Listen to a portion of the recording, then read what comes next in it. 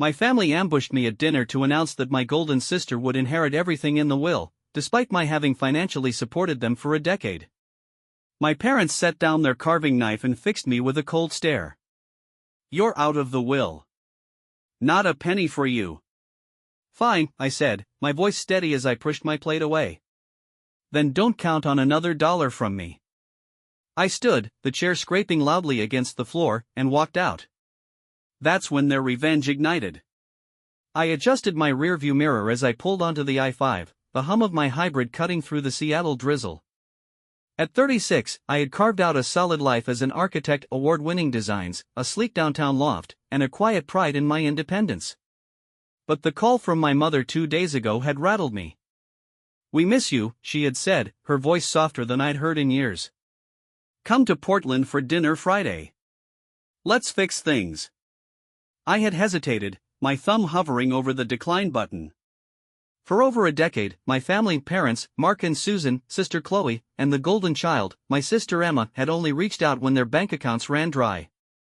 Still, a flicker of hope tugged at me. Maybe this time they meant it. The 3-hour drive stretched my nerves thin. Portland's familiar streets unfolded before me.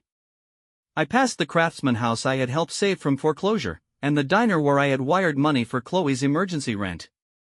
I parked outside the old family home, its peeling paint a silent testament to my efforts. I grabbed the bottle of Pinot Noir I had brought as a peace offering and stepped into the crisp October air.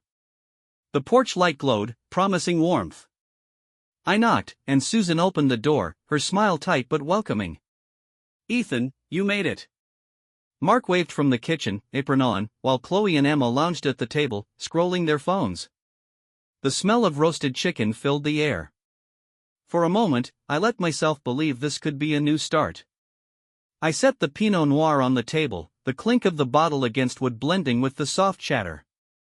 The dining room felt like a time capsule, same chipped oak table, same faded floral curtains I had offered to replace years ago. Mark carved the chicken, steam rising, while Susan passed the mashed potatoes. Chloe sprawled in her chair, cracking a joke about Portland's rain, and Emma giggled, her freshly manicured nails catching the light. I smiled, letting the normalcy seep in. I had almost forgotten how good it felt to sit with them without a crisis looming. Then Emma leaned back, smirking. "So, we've got news. Mom and Dad finalized the will." Her tone was casual, but her eyes glinted with something sharp. My fork paused midair. "Oh," I said, glancing at Mark, who busied himself with his plate. Susan sipped her water, avoiding my gaze. "Yeah," Emma went on. "The house, the cabin on the coast, the savings, it's all split between me and Chloe."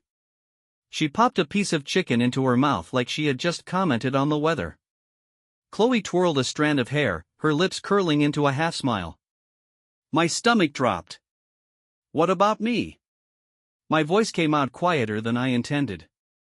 Susan sighed, setting her glass down. "You've got your career, Ethan. Your firm's doing well. Emma is still finding her footing, and Chloe, well, she's got dreams to chase. They need this more." Mark kept his head down, slicing meat with unnecessary focus.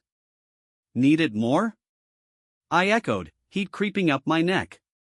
I looked at Chloe, who had dropped out of art school after I paid $30,000 in tuition, then at Emma, whose business ideas had burned through another $50,000 of my savings. "You're kidding, right?" I forced a laugh, waiting for someone to crack. But Emma shrugged, smug as ever. "You're the big-shot architect. What's a cabin to you?" Chloe chimed in, "Yeah, Ethan. Don't be dramatic. It's not like you're hurting." The room tilted. Dramatic? I'd wired them $1,800 every month for years, mortgage, utilities, Emma's car payments, while they treated me like an ATM with a pulse. Mark finally glanced up, his eyes tired but unapologetic. "We figured you'd be fine," he mumbled. I set my fork down, the clatter loud in the sudden silence. The chicken tasted like ash now, the cozy glow of the chandelier mocking me. I had driven 3 hours for this, a calculated ambush dressed up as family time. My chest tightened, not with sadness but with a raw dawning fury. Chloe's flippant jab and my parents' betrayal looped in my mind like a broken record. I had been a fool, clinging to the idea that blood meant loyalty. They had never cared, they just cashed my checks. By the time I pulled into my Seattle loft's garage, exhaustion warred with a simmering rage. I tossed my keys onto the counter, the clatter loud in the empty space, and poured a double shot of whiskey. The burn down my throat matched the fire in my chest as I sank onto the couch, staring at the city lights beyond my window. 12 years of sacrifice, $200,000 plus, gone unacknowledged. Then my phone buzzed. A bank alert. The automatic $1,800 transfer to my parents' account was pending, $1,200 for the mortgage, $600 for utilities and extras. Every month, like clockwork, I'd send it. No more. I opened the app, my finger hovering over the cancel recurring payment option. A decade of guilt, obligation, and misplaced hope flashed through my mind. Linda's teary calls for help, Mark's silent nods, Emma and Chloe's endless emergencies. I hit cancel. The screen flashed, successfully terminated. A weight lifted, sharp and sudden, like snapping a chain. The whiskey glass felt heavy in my hand as I leaned back, the silence wrapping around me. I had expected tears, maybe regret, but instead, a strange calm settled in. I wasn't their son anymore, I was their ATM, and I had just shut down the machine. My phone buzzed again. Linda, Ethan, how could you do this? We need to talk. Then Emma, you're a real piece of work, cutting us off. Chloe, selfish much? I silenced the notifications, each ping a fading echo of their entitlement. I stood, pacing to the window. The city lights glittered below, indifferent and vast. I had given them everything: time, money, pieces of myself, and they had spat on it. The dinner hadn't been reconciliation, it was a victory lap for screwing me over. My reflection stared back, tired but resolute. I'm done, I whispered, the words a vow. I downed the last of the whiskey, the burn grounding me. No more late night, please. No more bailing them out. I had spent years building their lives while neglecting my own: new furniture, a trip to Iceland, a bigger savings account, all deferred for them. Now that money was mine. I set the glass down, a faint smile tugging at my lips. The void where family once sat ached, but it wasn't loss, it was space, raw and open, waiting for me to fill it. For the first time in years, I felt free. I woke to the gray light of Seattle filtering through my blinds. The calm from last night's decision still lingered. I brewed coffee, savoring the quiet until my phone jolted me back to reality. Texts piled up. Linda, you're breaking my heart. Ethan, call me. Emma, you think you can just ditch us? Watch yourself. Chloe, wow, abandoning family over a will? Pathetic. I deleted them, refusing to let their venom seep in. I had cut the financial cord, they would have to figure out the rest. By noon, the harassment escalated. My voicemail overflowed with Linda sobbing about struggling, Mark grumbling about disrespect, and Emma threatening vague consequences. I muted my phone, but unease gnawed at me. They weren't done. That evening, a co-worker texted, "You see this?" A TikTok link followed. My stomach sank as I clicked it. Chloe's voice chirped over a shaky video, "Meet my brother, the rich jerk who ditched us because we didn't kiss his ass." It was clips from an old Zoom call, me venting about their constant demands, edited to make me sound shrill and greedy.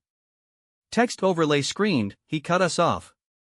The video had 50,000 views, comments piling up, "What a snob, family's forever loser, Betty's rolling in cash while they starve." My face burned, humiliation crashing over me. Clients emailed, asking if everything was okay after seeing it.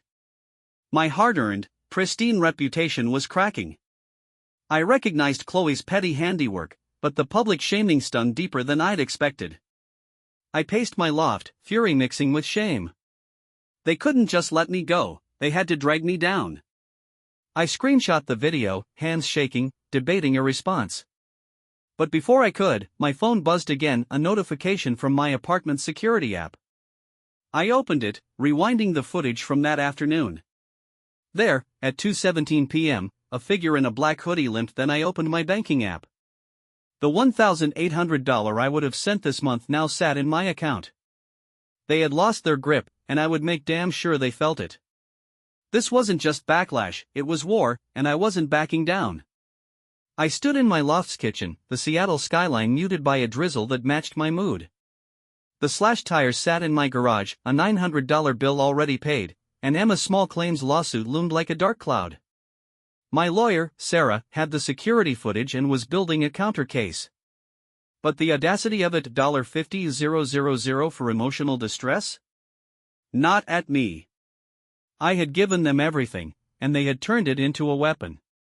My phone stayed silent now, my family's barrage of texts and calls replaced by an eerie quiet. I knew better than to trust it. 2 days later, the storm broke. A process server knocked at my door, handing me a manila envelope. Inside, Emma's lawsuit had ballooned.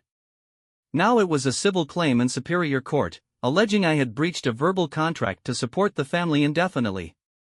She demanded $75,000, citing my abrupt withdrawal as the cause of their financial ruin. Attached were affidavits from Linda and Chloe claiming my selfishness had left them destitute. My hands shook as I read. Destitute? I had paid their mortgage until last month. This wasn't just petty, it was a calculated lie to bleed me dry. Sarah called an hour later, her voice tight. They've got no evidence, but they're banking on you settling to avoid the hassle. Court is set for next month unless we push back hard. I paced, fury simmering. Push back? I've got bank statements, $300,000 in transfers over 12 years. They can't rewrite history. Sarah agreed but warned, this will cost you. Legal fees could hit $10,000. I swallowed the bitter pill. I'd fight, even if it drained me.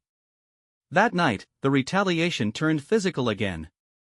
I woke to a crash outside my loft at 3 a.m., heart pounding. I checked my security feed. A brick lay shattered on my balcony, glass from a sliding door glinting in the moonlight. The camera caught Chloe this time, hood up, arm cocked, hurling the brick before sprinting off. My breath hitched, adrenaline spiking. I called the police, who arrived within 20 minutes. A tired officer jotted notes. "Recognize her?" he asked, watching the footage. "My sister," I said, my voice flat. He raised an eyebrow but logged it, promising an investigation. Repair estimate, $1,200. Another hit to my savings. By morning, exhaustion battled rage. I sent the new footage to Sarah, who added it to the counterclaim: vandalism, harassment, defamation. "This strengthens our case," Sarah said.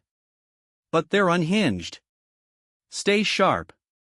I nodded, staring at the boarded-up balcony door. Unhinged didn't cover it.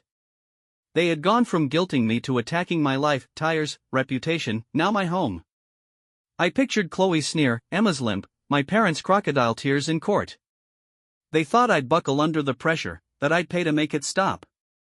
I opened my laptop, pulling up the TikTok video, now at 80,000 views, and the flood of hate it had unleashed. Then I checked my bank account, $1,800 from this month's canceled payment.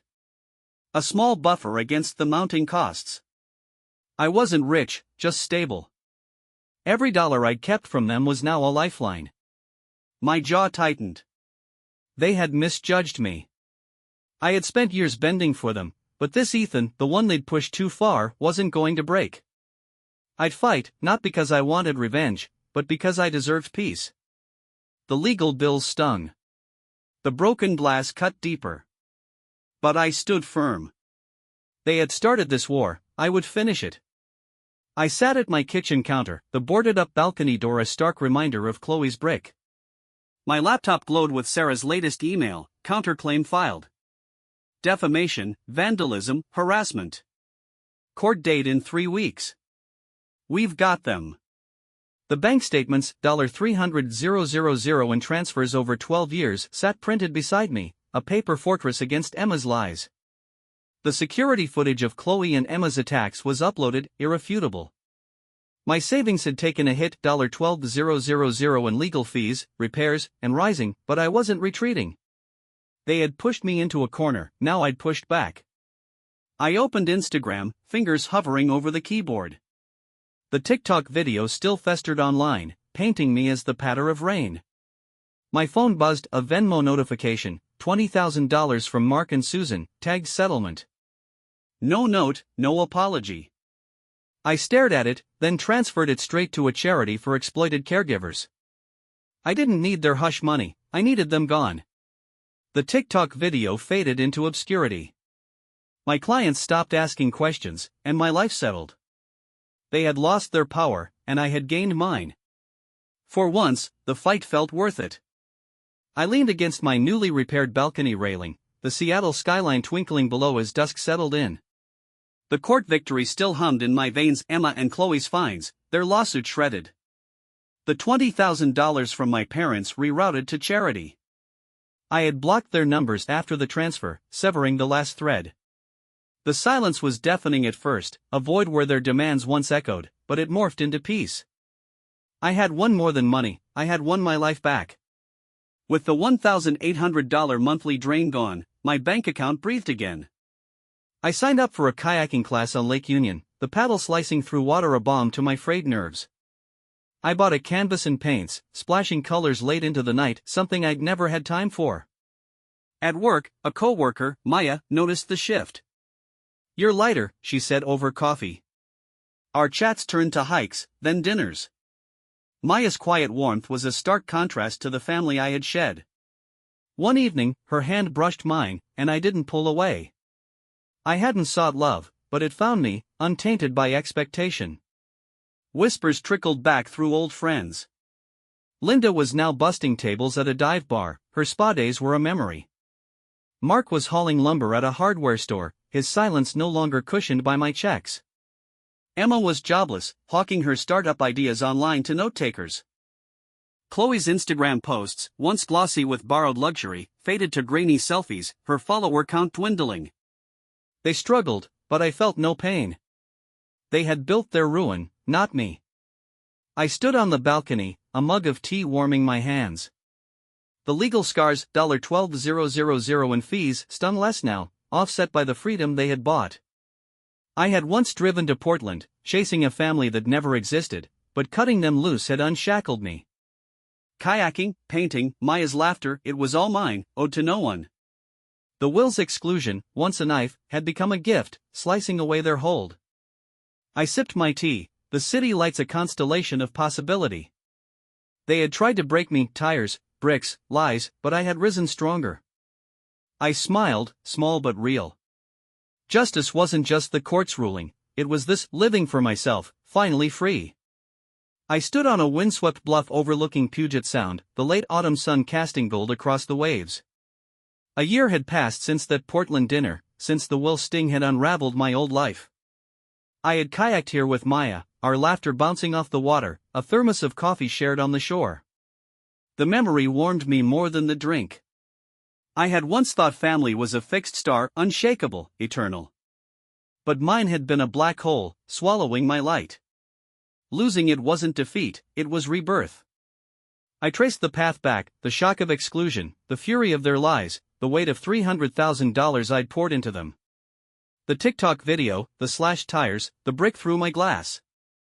They had tried to crush my spirit, not just my wallet, but each blow forged something harder. I had fought courtrooms, Instagram posts, police reports, and won.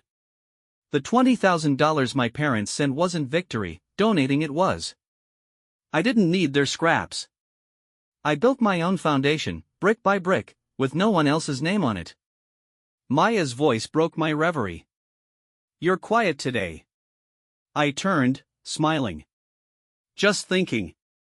A year ago, I was their doormat. I gestured to the horizon. Now Maya squeezed my hand. "Now you're you." That was it, me, unburdened. No more late-night calls begging for cash. No more guilt trips.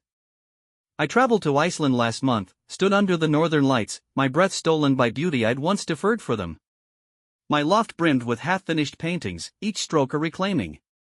I'd heard Linda was waitressing now, Mark hauling lumber, Emma and Chloe floundering. Karma's slow grind, but I didn't gloat in it. They had chosen greed, I had chosen myself.